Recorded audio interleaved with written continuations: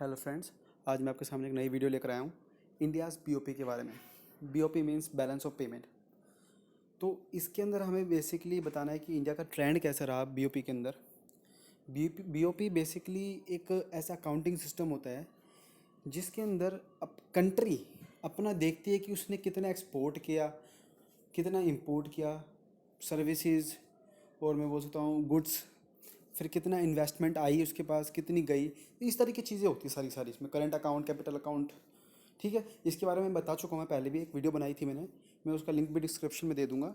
अभी हम इसके बारे में पढ़ते हैं कि हमारा इंडिया का बीओपी कैसे रहा। फेवरेबल कब रहेगा? जब हम हमारा बीओपी में हम एक्सपोर्ट ज़्यादा करेंगे और इंपोर्ट कम करेंगे, सिंपल सी बात है। तो इसको मैंने 5 स्टेज में बांटा है। ठीक है, आपको मैंने सन लिखे हुए हैं इसके अंदर प्रॉपर, 1951 से 52 ऐसे पूरे प्रॉपर लिखे हुए हैं। ठीक है, अब स्टेज 1 की बात करते हैं। 51 से 52 में स्टार्ट हुआ था। ठीक है, इसके अंदर 3 फर्स्ट 5 ईयर के प्लान आते हैं जिसके अंदर हमारा हमेशा डेफिसिट रहा, मतलब कि अच्छा नहीं रहा, कम ही रहा। जो हमारे इनकम थी ना, वो हमारी एक्सपेंडिचर से हमेशा कम रही। ठीक है, अब चौथे 5 ईयर प्लान में क्या होता है, हमारा जो ये बीओपी था ना वो फेवरेबल हुआ। अब ये कैसे हुआ? उस टाइम हमारा जो एक्सपोर्ट था ना वो इंक्रीज़ हुआ, जो हमारा इंपोर्ट था वो कमी आई उसमें। ठीक है, considerable rise in the receipt from invisibles. Invisibles means services. जब सर्विसेज की भी एक दौड़ हुई स्टार्ट, कि हाँ यार सर्विसेज भी इनकम जनरेट कर सकती है एक नेशन का। पहले तो हम सिर्फ ये मानते थे कि इंपोर्ट एक्सपोर्ट का मतलब ये है कि कोई सामान बाहर भेजा, उधर से पैसे आ गए, दैट्स इट। लेकिन आजकल बीओपी बीपीओ होगी इंडस्ट्रीज़, जिसमें सर्विसेज का काम हो गया। ठीक है, तो मतलब कि सर्विसेज बहुत ज़्यादा इंपॉर्टेंट प्ले करने लगी रोल। Stage 2, 1976 to 77। ठीक है, टू 1979 टू 80। इसको हम बोल सकते हैं कि हमारा ये गोल्डन पीरियड था इंडियन ट्रेड का, अ डेकेड ऑफ कंफर्ट। क्यों? क्योंकि increase in the output of feet. इस वक्त हमारी जो गेहूं की जो जो आउटपुट थी वो अच्छे लेवल पे आई, ज़्यादा हुई। High remittances from the Indian workers work in the gulf countries. हमारे जो, जैसे हम कहते हैं ना, विदेश विदेश में चले जाते हैं इंडिया के लोग कुछ, तो उधर से पैसा कमा के अपने घर वालों को भेजा, ये चीज़ में भेजा, तो उस पर कुछ परसेंट इनको गवर्नमेंट को भी देना पड़ता था। उससे तो गवर्नमेंट की इनकम बढ़ी एक तरीके से। Increase in the domestic product, oil, electric Motors, machines, मतलब कि ये बोल सकते हो आप कि हम सब जानते हैं कि इंडिया एक एग्रीकल्चर की लेबर इंटेंसिव कंट्री है। एग्रीकल्चर बहुत मेजर रोल प्ले करता है उधर। लेकिन जैसे जैसे वो इंडियाज़ की एजेस आगे बढ़ी, ईयर्स आगे बढ़े, तो उन्होंने किस पे ध्यान दिया? इंडस्ट्रीज़ पे। ठीक है, मैन्युफैक्चरिंग पे, इन सब चीज़ों पे ध्यान दिया, क्योंकि उसको पता था कि अल्टीमेट गोल अगर उसको अचीव करना है तो इन चीज़ों पे भी ध्यान देना पड़ेगा। क्योंकि एग्रीकल्चर सिर्फ एक और सिर्फ बेसिक नेसेसिटी है जो कि हर कंट्री चाहती है कि उसकी कंट्री के पास हो। तो यार अगर कोई भी कंट्री हो होगी, वो इतना तो सेल्फ सफिशिएंट अपने आप को बनाने चाहिए ना, कि खाने की चीज़ें वो अपने देश में उगा सके। अगर वो भी नहीं उगे तो फिर अलग बात होगी। हर कंट्री ये चाहती है कि जो भी खाने की चीज़ें कम से कम उसको बाहर से नहीं मंगाने पड़े, और हम वही चीज़ बनाएंगे तो बाहर के एक्सपोर्ट करेंगे, तो एक्सपोर्ट कम हो जाता है। ठीक है, तो इसमें फोर्थ पॉइंट है कि मोर टूरिस्ट विजिटिंग। अब चौथे पॉइंट में क्या हुआ कि इसमें ये बोला कि टूरिस्ट आने लगे। जैसे कि कहते हैं ना कि हाँ, टूरिस्ट बाहर से आए घूमने के लिए, तो टूरिस्ट भी क्या करते हैं, उधर से चीज़ें खरीद देंगे।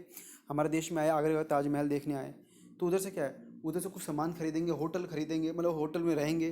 अब इन चीज़ों में रहेंगे तो क्या होगा, गवर्नमेंट के पास पैसा जाएगा, वो कन्वर्ट करवाएंगे अपनी करेंसी को इंडियन करेंसी में, जब जाके यूज़ करेंगे। ठीक है, अब देखो क्या हुआ, इन सब चीज़ों से क्या हुआ कि जो ऑयल के इम्पोर्ट्स थे ना वो कम हुए। Restricted gold smuggling ensure continuous and smooth foreign ads.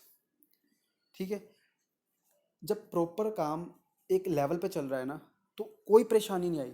कोई परेशानी इन द सेंस, जो ये गोल्ड स्मगलिंग थी, मैं ये नहीं कहता कि बिल्कुल ही रुक जाती है, लेकिन इसमें कमी आई। ठीक है, जो ये दिखाता है कि हाँ यार, हमारा जो बीओपी था वो एक फेवरेबल कंडीशन में आया। ठीक है, अब स्टेज 3 में क्या आया कि इसमें 6, 7, 5 ईयर प्लान्स आए, 6 एंड 7 5 ईयर प्लान्स आए। ठीक है, इसमें करंट अकाउंट डेफिसिट इंक्रीज हुआ, और इंडिया थर्ड लार्जेस्ट कंट्री बन गई आफ्टर ब्राज़ील एंड मैक्सिको। मतलब इतनी बुरी हालत हो गई थी इंडिया की कि after Brazil and Mexico India became the third largest country of current account deficit. अब इसका रीज़न क्या था? Oil shock of 1979-80। इसके ऊपर मैं प्रॉपर वीडियो लेकर आऊँगा कि ये क्या है ऑयल शॉक ऑफ 1979 to 80। ठीक है, तो ये कुछ उसके बाद क्या हुआ, रेमिटेंसेस रिड्यूस्ड होगी, फिर फॉरेन एड्स रिड्यूस्ड हो गए। फॉरेन एड्स का मतलब हो गया जैसे कि बाहर से जो मदद मिलती थी ना हमारे नेशन को, वो बंद हो गई, या बंद नहीं बोल सकते हम, कम हो गई। ठीक है, इन्फ्लेशन ग्रो हो गया। इन्फ्लेशन का मतलब क्या हुआ, महंगाई बढ़ गई, फिजिकल डेफिसिट बढ़ गई, पॉलिटिकल इंस्टेबिलिटी होगी। पॉलिटिकल इंस्टेबिलिटी मतलब आपको पता है, नहीं नहीं नहीं, ओके कोई परेशानी नहीं। पॉलिटिकल इंस्टेबिलिटी इंक्रीज होगी।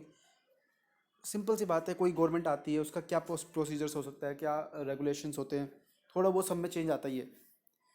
अब ज़रूरी नहीं कि इंडिया एक डेमोक्रेटिक कंट्री है, हर 5 साल बाद एक नया नेता चुना जाता है। अब उसकी क्या पॉलिसीज़ चल रही थी, अब जो नया बंदा है उसकी क्या पॉलिसी चल रही है, तो उसमें जो डिफरेंस है वो इंस्टेबिलिटी क्रिएट करता है। ठीक है, अब स्टेज 4 के अंदर क्या है, 1991 to 92 to 2002 to 2। ठीक है, कवर्स 8 and 9 5 ईयर प्लान। इसमें भी डेफिसिट इंक्रीज़ हुआ। हमने क्या करा देखो, इसमें क्या हुआ था 91 में, हमको पता है कि हमने लिबरलाइजेशन, एलपीजी की पॉलिसी ली थी, लिबरलाइजेशन, प्राइवेटाइजेशन एंड ग्लोबलाइजेशन। उसके बाद भी हमारा डेफिसिट बढ़ा। क्यों बढ़ा? क्योंकि जो हमने, देखो उस टाइम तक तो हमारे देश में क्या था भैया, एग्रीकल्चर चल रहा है, इंडस्ट्री डेवलप हो रही है, लेकिन इतनी स्पीड में नहीं थी। हमें मशीन्स चाहिए थी। जब हमने बैरियर्स हटा दिए तो हमने बाहर से मशीन्स मंगाई, कैपिटल गुड्स मंगाए बड़े बड़े उसमें, ठीक है, क्वांटिटी में। तो उससे क्या हुआ, और एक इधर गल्फ़ की क्राइसिस भी हो गई थी, ठीक है, उस टाइम, तो जिससे कि कच्चे तेल के प्राइस बढ़ गए। अब इनको ख़रीदने में ही हमारा देश का बहुत सा पैसा निकल जाता था, ठीक है, और चीज़ों में लग ही नहीं पाता था। तो इसलिए हमारी डेफिसिट ज़्यादा हो गई। डेफिसिट इन द सेंस हमारी इनकम थी ना वो कम थी, लेकिन खर्चे हमारे ज़्यादा थे, हमें लोन लेना पड़ता था। स्टेज 5 2002 से 2003 टू टिल डेट, इसमें 10वां 11वां 12वां और जो करंट चल रहा है प्लान्स वो हैं इसके अंदर शामिल। ठीक है, लेकिन स्टिल ये डेफिसिट में है, मतलब कि हमारा गवर्नमेंट इतना एफिशिएंट यूज़ नहीं कर पा रही है अपने रिसोर्सेज का, ये सिंपल सा हम कह सकते हैं। ठीक है, अब जैसे कि अब एक लेटेस्ट चीज़ है कि यार इसको फेवरेबल कैसे बनाया जाए, हमारी इनकम ज़्यादा कैसे बने, जो हमारे खर्चे हैं। अब जानते हो जैसे इंडिया में गवर्नमेंट बहुत चीज़ें करती है, देखा जाए तो एक सेंस में राशन शॉप से हमारी सब्सिडी प्रोवाइड होती है, मोस्टली चीज़ों में सब्सिडी मिलती है इंडिया को, लोगों को। तो गवर्नमेंट का बजट बटा हुआ है, लेकिन हमें जब डेवलप्ड होना है तो हमें हाई लेवल का मतलब कि इन्वेस्टमेंट करने की ज़रूरत है। तो इसलिए प्राइवेटाइज हो रही है बहुत चीज़ें। आपने देखा होगा रेलवे भी प्राइवेटाइज हो रही है। ठीक है, तो गवर्नमेंट बर्डन नहीं संभाल पा रही है अपना। तो अब गवर्नमेंट को क्या क्या करना चाहिए जिससे कि वो फेवरेबल कर सके अपना बैलेंस ऑफ पेमेंट। इंपोर्ट की रिडक्शन, सिंपल सी बात है भैया, अगर बाहर से सामान कम आएगा और ज़्यादा भेजेंगे तो ज़्यादा बेस्ट होगा, सिंपल सी बात है। ठीक है ना, ये तो सबको पता है। गवर्नमेंट भी एक्सपोर्ट को प्रमोट करती है, एक्सपोर्ट प्रमोशन के लिए उन्होंने बहुत सारी चीज़ें खोली है, एक्सपोर्ट को प्रमोट करना, सिंपल सी बात है भैया। अब बाहर से हम जब एक्सपोर्ट करेंगे सामान तो हमारे देश में फ़ॉरेन एक्सचेंज आएगा, और जो वो फ़ॉरेन एक्सचेंज रिजर्व, हम जब कहते हैं ना अपने घर में कोई भी हम इनकम कमाते हैं, जैसे मैं 100 रुपये कमा रहा हूँ, तो मैंने खर्च करके मैंने 20 या 30 रुपये अपने जेब में रख लिए सेव करके।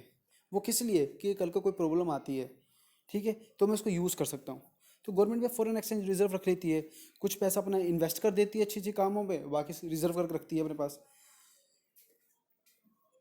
टैपिंग इनविजिबल्स, टैपिंग इनविजिबल्स का मतलब होता है सर्विसेज को बढ़ोतरी देना। ठीक है, प्रमोट करना सर्विसेज को। सर्विसेज में आ गया बीपीओ हो गया, अपना इंश्योरेंस आ गया। आप ये कह सकते हैं कि टूरिज़्म को बढ़ावा देना। टूरिज़्म ये कोई कोई प्रोडक्ट नहीं है, वो हमारा नेचर देखने आते हैं, हमारे इधर की कलाएँ देखने आते हैं जो पहले हो चुकी है इधर। हिस्टोरिकल मोन्यूमेंट्स देखने आते हैं। ठीक है, अब ये बोल सकते हो इंश्योरेंस हो गया। इंश्योरेंस कोई भी चीज़ का कोई प्रोडक्ट नहीं है इंश्योरेंस यार, कोई विजिबल चीज़ है क्या इंश्योरेंस? नहीं। बट जब मैच्योरिटी आती है या कुछ चीज़ आती है तो पता लगता है उसकी वैल्यू क्या है, लेकिन बस बाकी दिखता नहीं है वो। ठीक है, increasing efficiency, management is the key to success.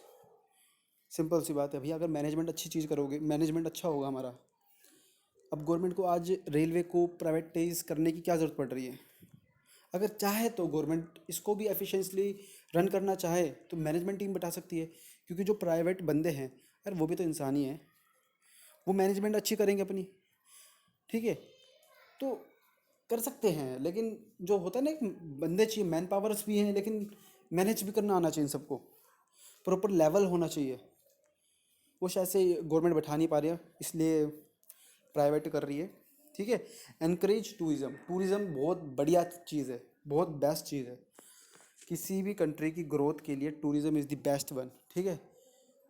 बाहर से बंदा आएगा, वो अपना पैसे जो फॉरेन करेंसी होगी उसको कन्वर्ट करवाएगा, फिर इंडिया में आके यूज़ करेगा। जो उसके पास करेंसी थी वो रिजर्व में आ गई हमारे पास, ठीक है। तो बहुत लोगों को रोज़गार मिलता है इस चीज़ से। जो जो उनकी भाषा बोलते हैं वो उनको घुमाते हैं उधर से, ठीक है। तो ये सब चीज़ें थी। तो आप इसको एक बार देखोगे, दो बार तीन बार देखोगे, लिखोगे, तो आपको पता लग जाएगा क्या है। थोड़ा बहुत आपको नोट करना पड़ेगा, उसके बाद थोड़ा सा रिवाइज हो जाता है, ठीक है। तो ज़्यादा मुश्किल नहीं है, क्योंकि मैंने भी ये सब चीज़ें करी है, तो इसलिए मैं बता सकता हूँ आपको best. Thank you very much. अगर आपको कोई प्रॉब्लम हो तो please share your comments in the comment section. Thank you.